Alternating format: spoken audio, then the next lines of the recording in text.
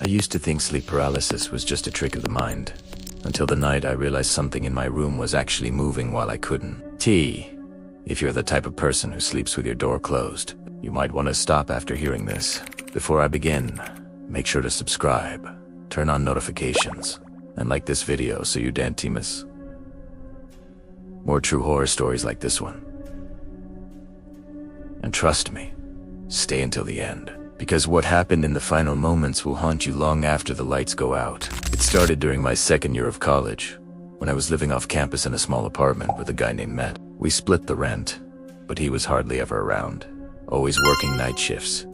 That meant, most nights, I was alone. The first time it happened, I thought it was just exhaustion. I'd stayed up late finishing a paper, passed out around 3 a.m., and woke up to the familiar darkness of my room. Only,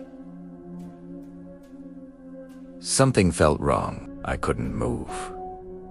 At first, I thought I was dreaming. You know that weird half-awake feeling? But the more I tried to blink or shift, the more I realized I was fully awake. My eyes dotted around the room, my breathing shallow, my heart pounded, but my chest felt heavy, like someone was sitting on me. That's when I noticed the door. It was slightly open. I always closed it before bed. Always. A faint strip of yellow light spilled in from the hallway. And through it, I could see something, or someone standing there. It wasn't Matt. The figure was too tall, too still. Its head nearly touched the top of the doorway, and its body, or what I could make out of it, was impossibly dark, darker than the shadows around it. Like it absorbed light. At first, I tried to rationalize it. Maybe it was a trick of my eyes, or a pile of clothes, but then it moved. Slowly. The kind of movement that wasn't natural, smooth and deliberate, like it was gliding. My pulse started to race so fast I thought I was going to pass out. I tried to scream, but nothing came out. The only thing that moved was my eyes, following that shadow as it stepped closer into my room. I could hear my heartbeat in my ears. I could hear the hum of the fridge from the kitchen. Every little sound was amplified, but the shadow made none. It stopped beside my bed. I could see it clearly now, or at least what my mind told me I saw. A tall, thin silhouette, with arms that hung too long, ending in what looked like fingers that twitched in slow, jerky motions at Leonidone. I swear to God, I could feel the air shift as it got closer. Its face, if it had hovered inches above mine. It was so dark that, even in the faint light, I couldn't see any features, but I felt its presence, heavy and cold, pressing down on me. I tried to pray, to think of anything to make it stop. And then, as suddenly as it began, it was gone. I gasped, shot up, drenched in sweat. The door was wide open. I ran to the hall, but no one was there. The next morning, I convinced myself it was sleep paralysis. I'd read about it before. It made sense. You wake up, your body's still paralyzed, your brain hallucinates. Logical? But what wasn't logical was what I found on the door. There were fingerprints, long, smudged streaks running down the white paint, higher than I could reach. I tried to wipe them away, but they didn't come off easily, like they'd been burned into the wood.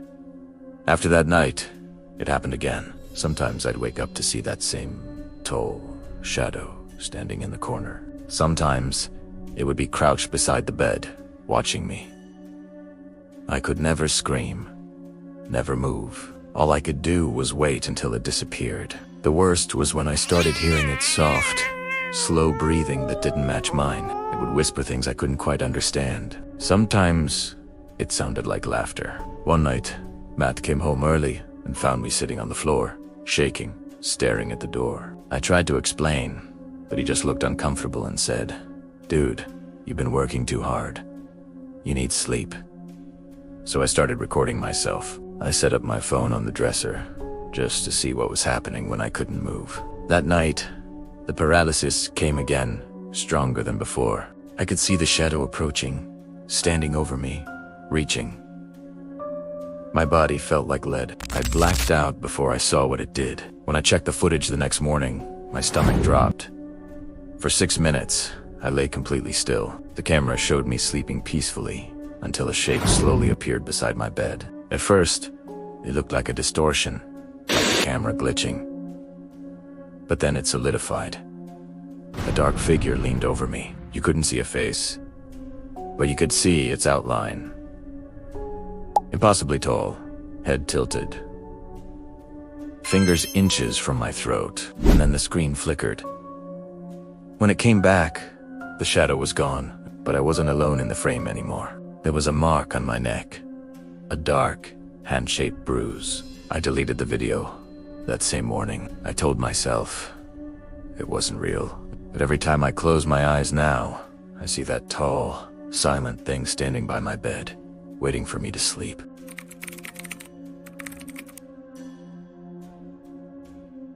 I've always hated mirrors at night.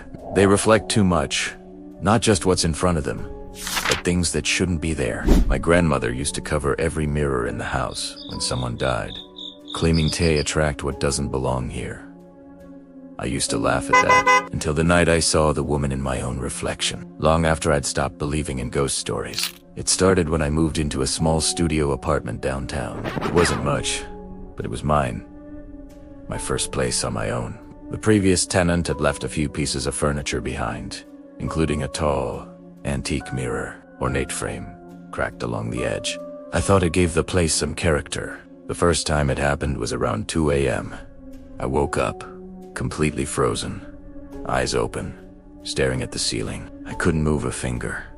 My body felt like it weighed 1,000 pounds. My brain was screaming, "Wake up," but my limbs wouldn't listen. Then, from somewhere in the dark room, I heard breathing, not mine. It was slow, shallow, like someone trying not to be heard. I tried to roll my eyes toward the source, and that's when I noticed it. A faint glint of moonlight reflecting off the mirror. And in that mirror was something else. At first, it looked like my reflection, except it wasn't moving. My head twitched slightly on the pillow, but in the glass, my reflection stayed perfectly still. My heart stopped. Then, behind the reflection, something shifted. A dark, hunched silhouette stepped into view from behind me. It looked like an old woman, her spine bent, her long, thin hair clinging to her face. Her movements were slow, deliberate, and horribly real. She leaned close behind my mirrored reflection and whispered something I couldn't hear. Her mouth moved, her breath fogging the glass. Then, she smiled. Her teeth were yellow and broken. Her lips pulled so wide it looked painful. My reflection stayed frozen, eyes wide in terror, while the woman's head turned not in the mirror, but toward me. I tried to scream, to move, to do anything. The paralysis held me down like invisible chains. My chest tightened. My lungs screamed for air. And just as I thought I was about to pass out, she stepped out of the reflection. She didn't walk out. She slid forward, her body warping and flickering through the glass like liquid. Her pale, wrinkled hand reached toward the bed, toward me. That's when I snapped awake. I bolted upright, gasping, my whole body drenched in sweat. The room was dead silent. The mirror sat where it always did, perfectly still. I laughed nervously, telling myself it was just sleep paralysis. I'd read about people hallucinating figures before, but as I got out of bed and looked in the mirror, I saw it. A faint, greasy handprint smudged on the inside of the glass. Over the next few weeks, the paralysis came more often. Always around 2 or 3 a.m. Always with that mirror. Sometimes I'd see her standing in the reflection before I felt the paralysis set in. Just standing there, head tilted, watching. Once, I woke up to the sound of knocking, not from the door, from the mirror. 3 slow taps, like fingernails on glass. Tap, tap, tap, tap. I could see her silhouette faintly moving behind the reflection again. Each time the paralysis hit, she seemed closer. Then one night, something changed. I had left a small camera running on my nightstand, just to prove to myself that nothing was really happening. I wanted evidence or reassurance. Around 2:17 a.m., I woke up paralyzed again. The room was freezing cold, and the air felt thick, like it was pressing down on me. My eyes darted to the mirror, and she was there. Not just in the reflection this time. She was standing at the foot of my bed. Her long, tangled hair hung over her face. Her skin was paper white, stretched thin over sharp bones. She moved closer, her bare feet making no sound on the wooden floor. Her lips parted, and a voice like dry leaves rasped. "Why do you look away from me?" I couldn't breathe. I wanted to close my eyes, but they wouldn't obey. She leaned closer, inches from my face. Her breath was cold, damp, smelling of rot. And then, just like before, she was gone. When I could finally move, I reached for the camera with shaking hands. The red light was still on. I replayed the footage, my pulse pounding in my ears. For the first few minutes, there was nothing but me sleeping. Then, at 2:17, something appeared in the reflection. A shape, a woman. She stepped out of the mirror, slowly, fluidly, until she was standing right beside my bed. Her head bent toward me, her mouth moving as if whispering. Then, she turned to face the camera. For 1 second, her face was fully visible. Empty sockets where her eyes should have been. Her mouth stretched unnaturally wide, forming words I couldn't hear. And then, the recording ended in static. I threw the mirror out the next morning, hauled it down 3 flights of stairs, and left it by the dumpster. But when I came back inside, my blood turned to ice. The mirror was standing right where it had been before. No cracks. This time. No dust. Perfectly clean. I packed my things and left that apartment the next day. I didn't take anything with me. Not even clothes.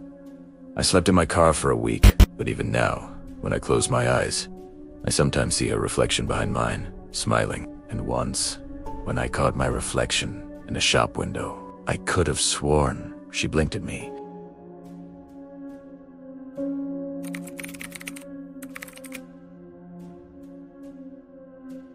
They say sleep paralysis can't hurt you, that it's all in your head.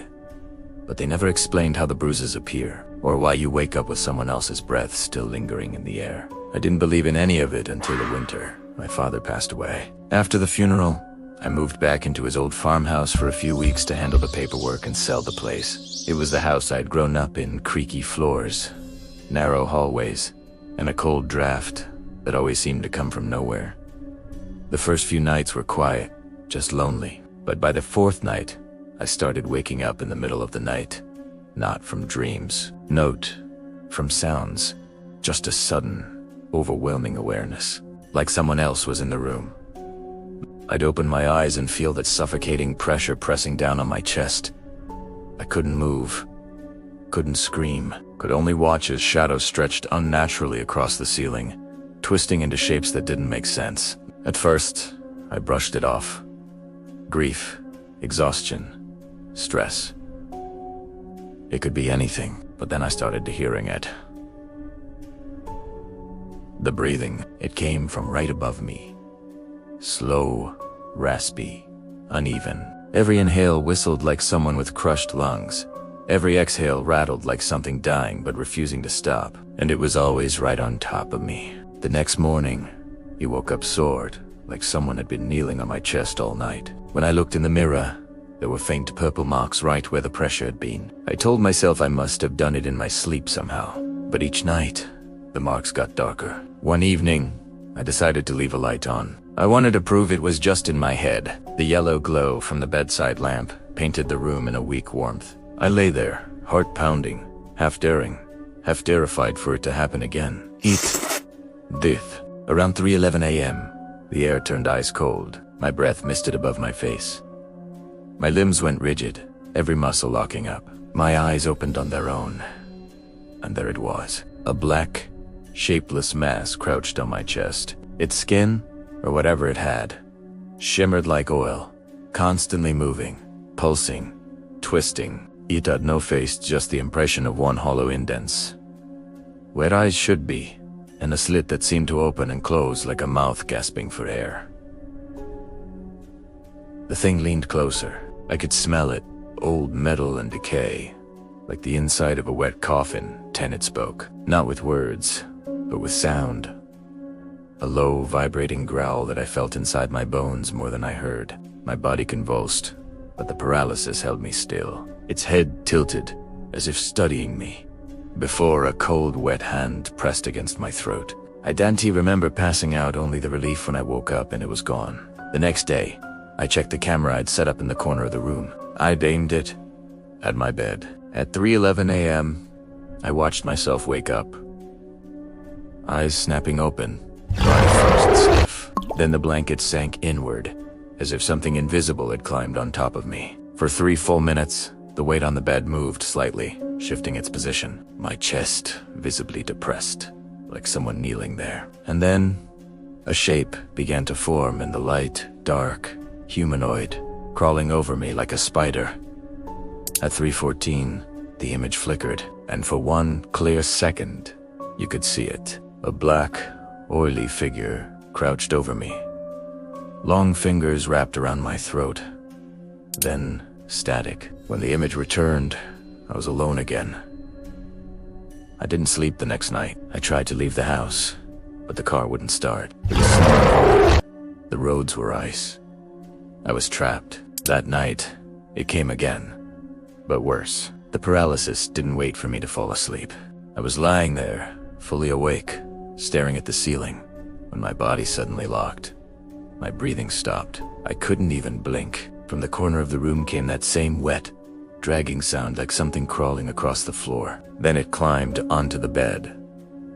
I could feel the mattress sink, hear the creak of the springs. The weight pressed down on my legs first, then my stomach, then my chest. This time, it didn't stop there. A voice whispered directly into my ear, a deep, gurgling tone that didn't sound human. "You left me here," it said. My blood ran cold. I tried to scream, but the thing's hand covered my mouth. Its fingers were impossibly long, pressing against my face with a damp, suffocating chill. I could feel every breath it took, every movement of that slick skin sliding over mine. Then I heard it whisper again, clearer this time, "You were supposed to stay." And then I saw its face. It wasn't faceless anymore. It had his face, my father's, but twisted. Decayed, one eye sunken, lips torn, teeth blackened. His expression wasn't angry. It was desperate, like he'd been trying to speak through that thing the whole time. I felt the air being pulled out of my lungs, the edges of my vision going black. And just before I passed out, he mouthed something. I kissed him. When I woke up, the room was freezing. My breath fogged in the air. The indentation on the bed was still there, fresh, like something had just been sitting on me. I burned everything the next morning. The sheets, the bed, even the carpet under it. But before I left, I heard something faint coming from the empty room. A slow, rhythmic sound. Breathing. I moved to the city after that. Haven't had sleep paralysis since, but every now and then, I wake up at exactly 3:11 a.m. Gasping for breath, my chest aching like someone's been sitting there all night, and when I look into the dark corner of my new apartment, I swear I can still see the faint shimmer of oil, pulsing like it's waiting for me to fall asleep again. If you've ever seen something during sleep paralysis, something that felt too real, tell me your story in the comments below, and if you made it this far, don't forget to subscribe, like, and turn on notifications, so you don't miss the next true horror stories that might just keep you awake tonight.